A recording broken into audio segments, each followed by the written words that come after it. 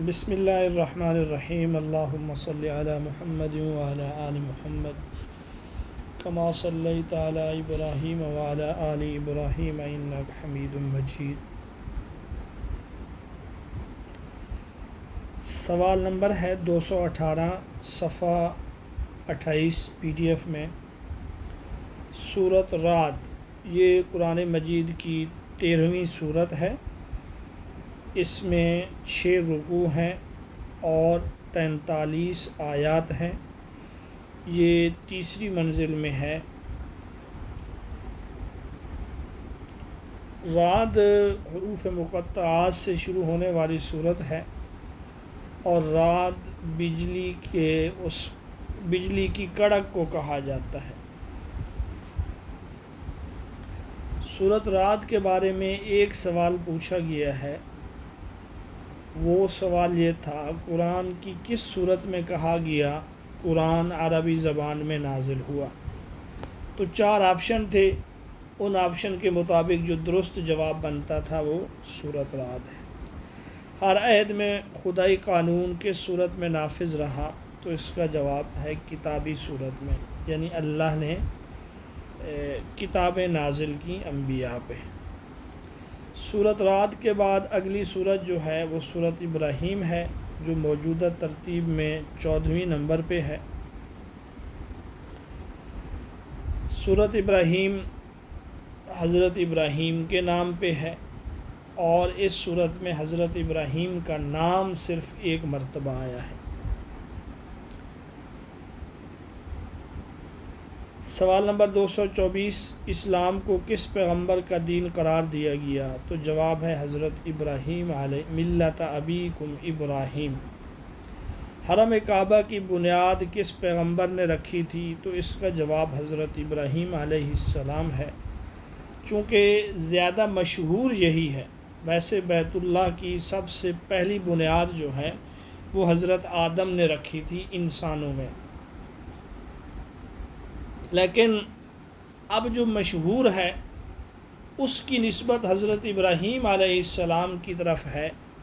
لہٰذا اگر پیپر میں یہ سوال آ جائے اور اسی طرح سوال ہو، آپشن میں حضرت آدم بھی ہو حضرت ابراہیم بھی ہو، تو آپ جواب حضرت ابراہیم لگائیں گے۔ ہاں، اگر یہ ہو کہ سب سے پہلے بنیاد کس نے رکھی تو پھر اس کا جواب حضرت آدم ہوگا۔ سوال نمبر 226 ہے، حضرت یوسف کو اللہ تعالیٰ نے کون سا علم عطا فرمایا تھا؟ یہ سوال مکرر ہے۔ تعبیر الرؤیا یعنی خوابوں کی تعبیر کا علم رات ہم پڑھ رہے ہیں۔ 13ویں پارے کا آغاز سورہ یوسف کی کس آیت سے ہوتا ہے؟ آیت 53۔ یہ کوئی اہم سوال نہیں ہے۔ سورۃ ابراہیم قرآن کی تیسری منزل میں ہے۔ اس میں 7 رکوع ہیں اور اس میں 52 آیات ہیں۔ سورۃ ابراہیم کے حوالے سے ایک اہم سوال جو ہے وہ واد غیر ذی زرع عند بیتک المحرم، وہ جو ایک غیر آباد وادی ہے، وہ جو ایک بنجر وادی ہے، وہ کس کو قرار دیا گیا؟ یا قرآن میں کس کو واد غیر ذی زرع کہا گیا؟ تو اس سے مراد شہر مکہ ہے۔ سورۃ ابراہیم کے بعد جو اگلی سورت ہے وہ سورۃ الحجر ہے۔ یہ بھی تیسری منزل میں ہے۔ حجر کے لفظی معنی پتھر کے ہیں یا پہاڑی سرزمین کے ہیں۔ یہ بھی حروف مقطعات سے شروع ہوتی ہے۔ کس پیغمبر کی قوم طوفان کی زد میں آ کر غرق ہوئی؟ حضرت نوح علیہ السلام۔ یہ سوال بھی ہم پیچھے پڑھائے ہیں۔ سورۃ حجر میں 6 رکوع ہیں، 99 آیات ہیں اور حفاظت قرآن والی آیت جو ہے وہ اسی صورت میں ہے، انا نحن نزلنا الذکر و انا لہ لحافظون۔ اسی طرح اعلانیہ تبلیغ والی جو آیت ہے یا اعلانیہ تبلیغ کا جو حکم ہے، یہ سوال بڑا اہم ہے، وہ اسی صورت کا حصہ ہے۔ فاصدع بما تؤمر واعرض عن المشرکین۔ فاصدع بما تؤمر، واضح اور کھول کر بیان کیجیے جو آپ کو حکم دیا گیا۔ یہ آیت ہے جو اعلانیہ تبلیغ کی بنیاد ہے۔ نبوت و رسالت ملنے کے ابتدائی 3 سال رسول اللہ صلی اللہ علیہ وسلم خفیہ تبلیغ فرماتے رہے، پھر جب فصدع بما تؤمر یہ والی آیت نازل تو آپ نے اعلانیہ تبلیغ کا آغاز کی۔ اسی طرح جہنم کے 7 دروازے ہیں، اس کا ذکر بھی سورۃ حجر میں ہے، لہا سبعۃ ابواب۔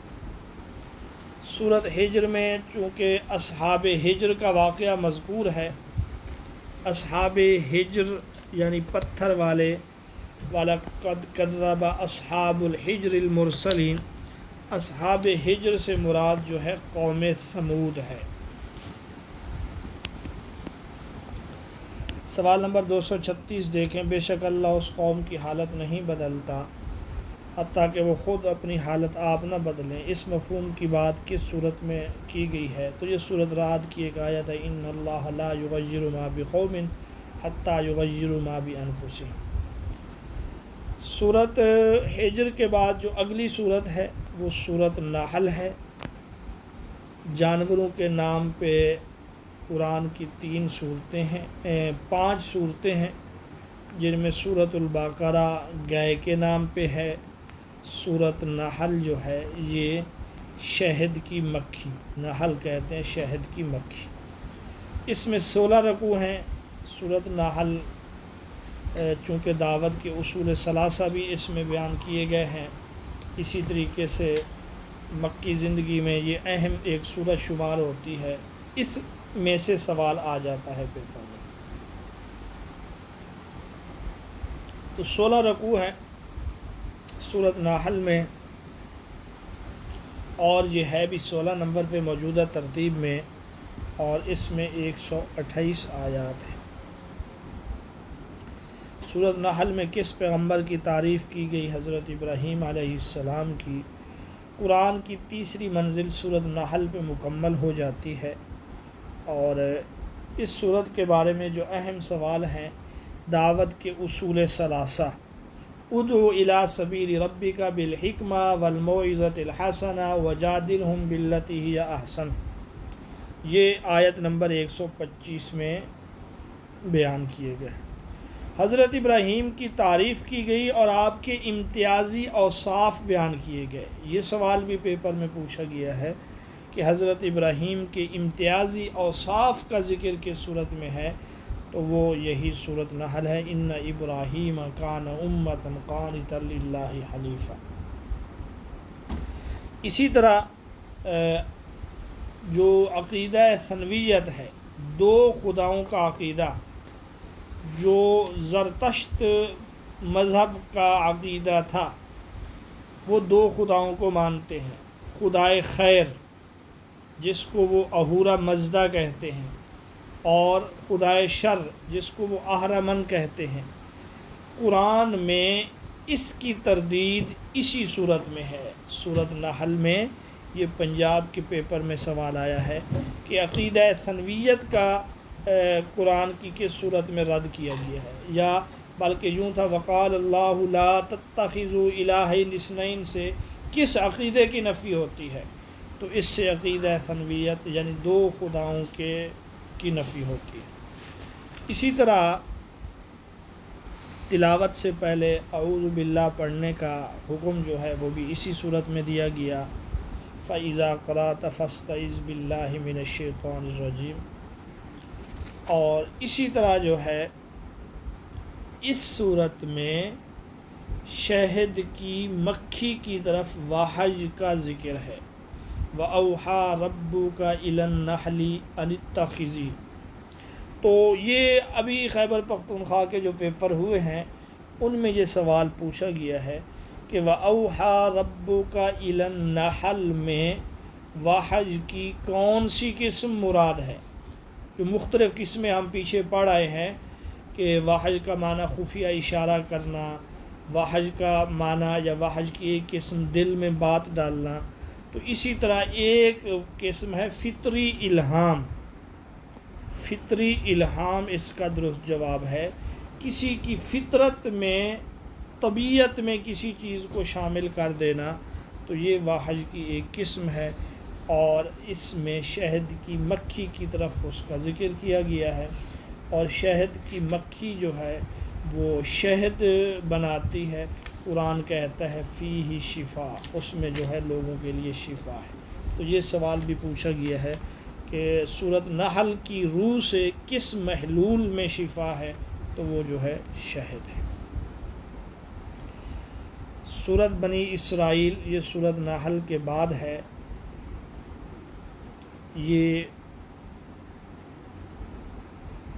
پارے کے آغاز میں یہ سورت ہے، اور اس ترتیب سے یہ پہلی سورت ہے کہ سورت کے شروع سے ہی پارے کا آغاز ہو، اور یہ 17ویں سورت ہے۔ 15 پارے کا آغاز اسی سے ہوتا ہے۔ اس میں 12 رکوع اور 111 آیات ہیں۔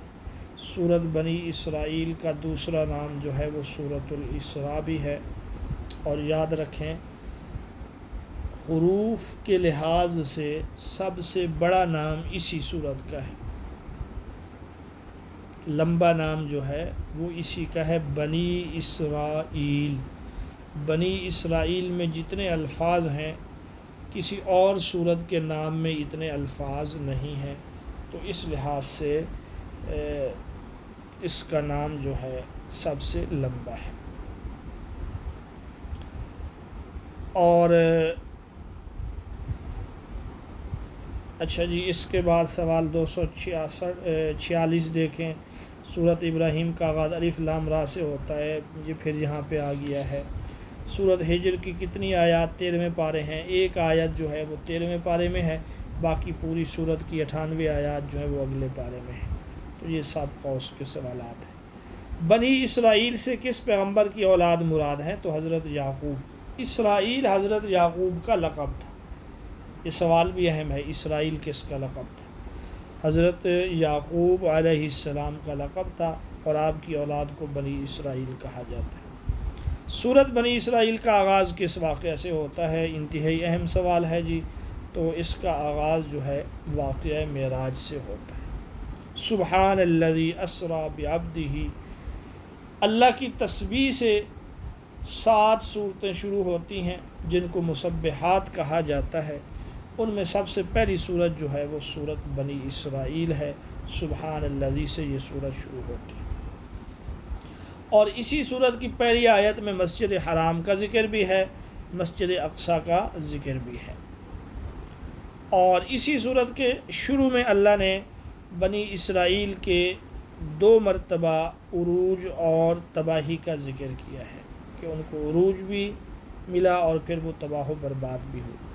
قرآن کی چوتھی منزل جو ہے وہ سورت بنی اسرائیل سے شروع ہوتی ہے۔ اچھا، بنی اسرائیل کے بارے میں جو دیگر اہم سوال ہیں ان میں سے ایک روح کی وضاحت جو ہے، قل الروح من امر ربی، یہ اسی صورت میں ہے۔ نماز تہجد کا ذکر بھی اسی صورت میں ہے، وَمِنَ اللَّيْلِ فَتَہَجَّدْ بِهِ نَافِلَةً لَكَ۔ آپ صلی اللہ علیہ وسلم کے لیے مقام محمود کا ذکر بھی اسی صورت میں ہے، عَسَىٰ أَن يَبْعَثَكَ رَبُّكَ مَقَامًا مَحْمُودًا۔ واقعہ معراج کا ذکر اس صورت میں بھی ہے اور سورۃ النجم میں بھی ہے، اور اسی طرح رسول اللہ صلی اللہ علیہ وسلم جب فتح مکہ کے موقع پہ بتوں کو گرا رہے تھے، جو بت بیت اللہ کے اندر رکھے ہوئے تھے 360، تو اسی صورت کی آیت کی تلاوت فرما رہے تھے، جاء الحق وزهق الباطل ان الباطل کان زہوقا۔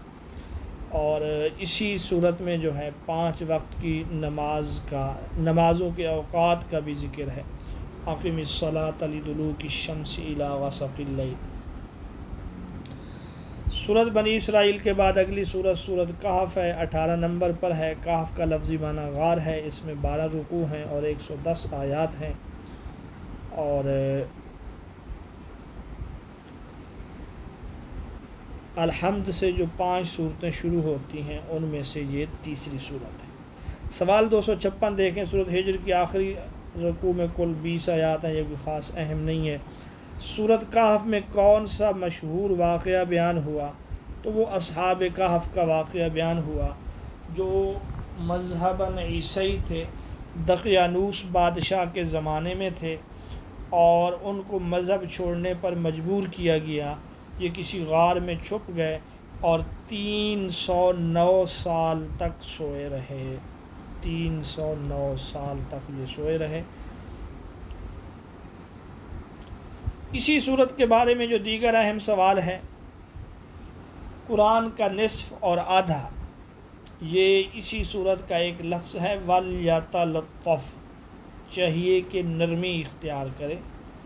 قرآن کا نصف اسی پہ مکمل ہوتا ہے۔ اور ذوالقرنین جو ایک بادشاہ تھا، اس کا ذکر، اس کے 3 سفروں کا ذکر بھی اسی صورت میں ہے۔ یاجوج ماجوج کا ذکر اور یاجوج ماجوج کے مظالم کو روکنے کے لیے ذوالقرنین نے جو دیوار تعمیر کی، اس کا ذکر بھی اسی صورت میں ہے۔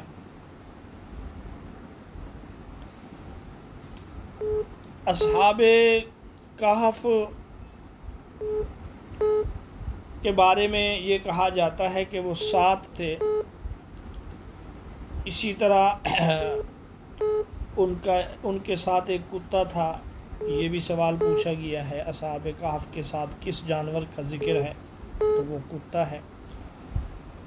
اصحاب کہف کا تعلق ملک شام سے تھا، جبکہ جس غار میں وہ سوئے وہ موجودہ اردن میں آتا ہے۔